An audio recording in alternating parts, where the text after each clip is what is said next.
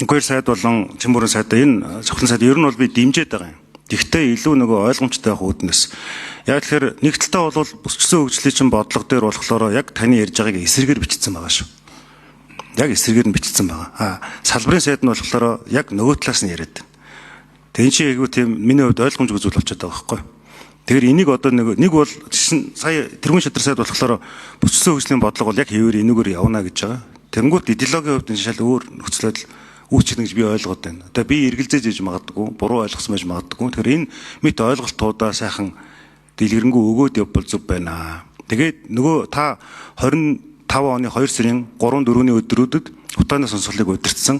Тэрүүгээр чинь баахан юмнууд гарцсан. Одоо нөгөө араас нь хийгдэх ажил дахиад хийгдэж байгаа.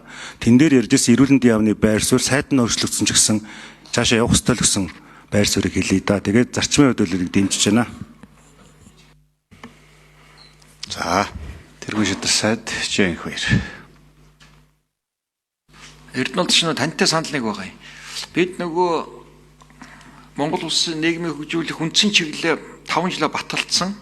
Тэр баталсан бодлого маань өөрөө төвлөрлийг сааруулах, бүсчилсэн хөгжүүлэх тэр үзэл санааг дотроо шингээж байгаа. Сая Чимбүрэн сайд хэлдэг нь эрүүл мэндийн салбар арай өөр онцлогтойгоор эрүүл мэндийн тусламж үзүүлэх чадварыг 21 аймаг жигд бий болгоно.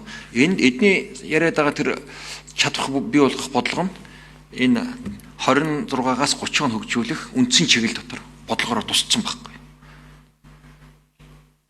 Бүсчилсэн хөгжилтэй холбоотойгоор жишээлбэл одоо юу гэдэг таны сонгогдсон тойргийн тойрогт бүсийн одоо 2 дугаар зэрэглэлийн том улсын чанарын 2 дугаар том эмнэлэг ажил эхэлсэн явж байгаа.